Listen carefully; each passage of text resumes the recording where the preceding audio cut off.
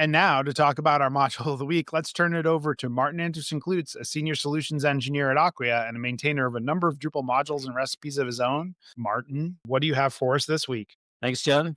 Have you ever wanted your Drupal site to have a built-in accessibility tool that could identify things like potential color contrast issues? There's a module for that. It's called Sally, and it's worth mentioning that the name is a numeronym, so spelled Sa11y, which plays off of a common way the word accessibility is abbreviated. The module was created in January of 2018 by Brian Sharp, but the namespace was taken over in June of 2024 by Mark Conroy of LocalGov Drupal. So the current 3.0.1 release, which supports Drupal 10 and 11, is a completely different module than the original 8.x-1.x branch. Module is actively maintained. In fact, this module came out of the ongoing work being done on the LocalGov distribution and profile. Does have security coverage and does not have a test coverage, but the module is effectively just a wrapper for the Sa11y library, which is CMS agnostic and used in the WordPress and Joomla communities as well. The Sa11y library has its own website, which does include documentation, and the module has one open issue, which is not a bug. So that's pretty good considering the module is officially in use by 62 sites according to Drupal.org. Now, we did cover the editorially accessibility checker as module of the week all the way back in episode number 350, almost 3 years ago, and Sally was mentioned at that time. Both modules have had major releases since then, so I thought this week's episode would be a good chance to do an updated comparison.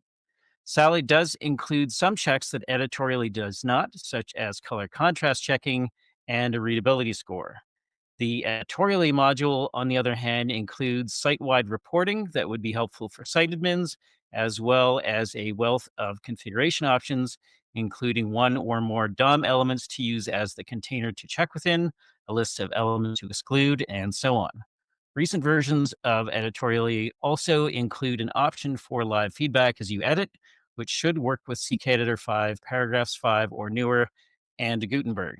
At the end of the cover, both projects are intended to provide your content editors with immediate feedback on the accessibility compliance of what they create. So it's worth looking at the feedback each tool provides and deciding which one is more useful for your team in particular. So let's talk about Sally. I love a module that just the name just flows off the tongue like that, like, because I feel like what do we know what the S stands for in Sally?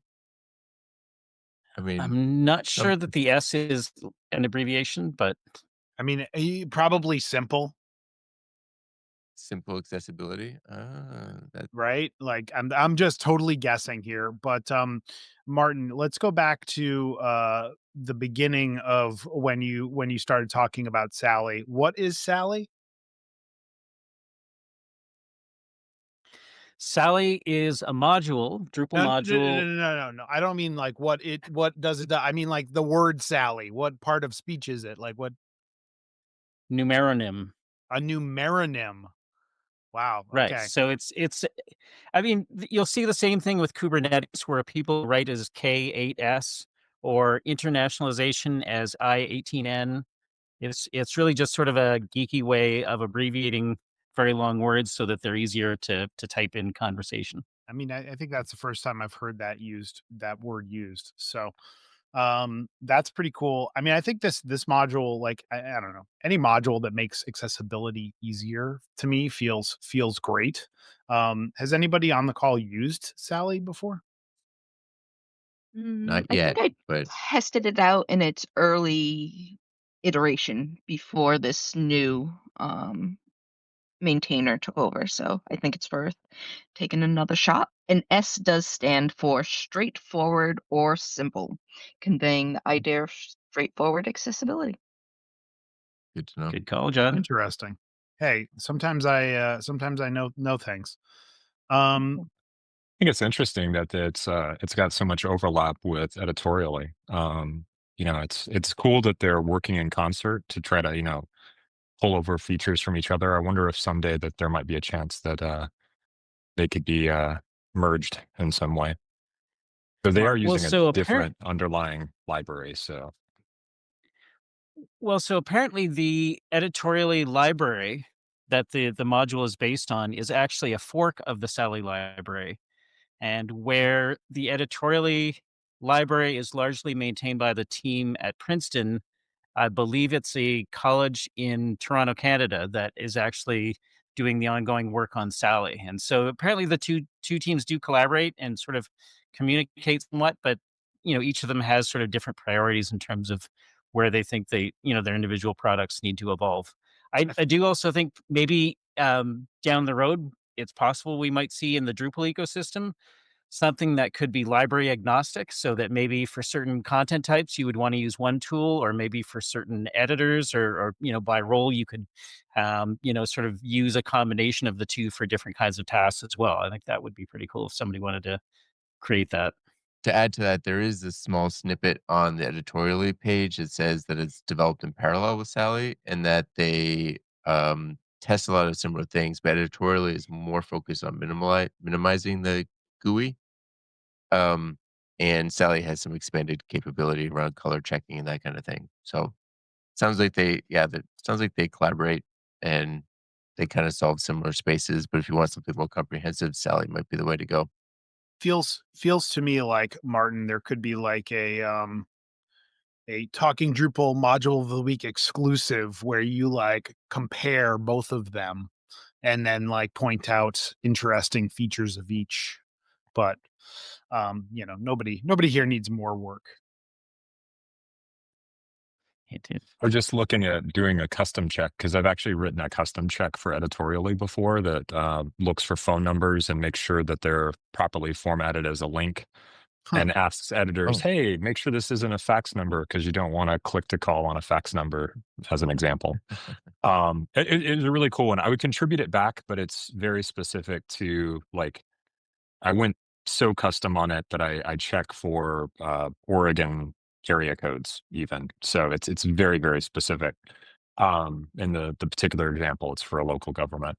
So, but I was just looking at the Sally website, and writing the custom checks is just basically identical. Yeah, instead of writing editorially as your overall function, you write Sally. But the structure of it is exactly the same. So my guess is there's a lot of overlap between the two. It'd just be figuring out which one works best for your use case. Yeah, and even when I mentioned earlier about how the editorially module has some additional configuration options, the Sally library has those same configuration options. It's just that the Drupal module doesn't expose those as sort of configuration options. So it's possible that a future version of those could certainly add that. Mm. I like how Josh insinuated that maybe our listeners don't want to just listen to the docile tones of a fax machine, like through their telephone headset. I mean, come on, who doesn't like to like just hear like beep, boop, beep, It's a little bit Going more right Somebody back could to have that as hold 1995. music, maybe. Yeah. old music. That's a great idea. Um, all right. Well, Martin, as always, thank you for bringing us another very on-topic module of the week. If folks wanted to suggest a module or just chat about modules in general, how could they go about doing that? We are always happy to talk about interesting modules in the Talking Drupal channel of Drupal Slack, or folks can reach out to me directly as ManClue on all of the Drupal and social channels. Wonderful. Thanks a lot. See you next week. See you next week.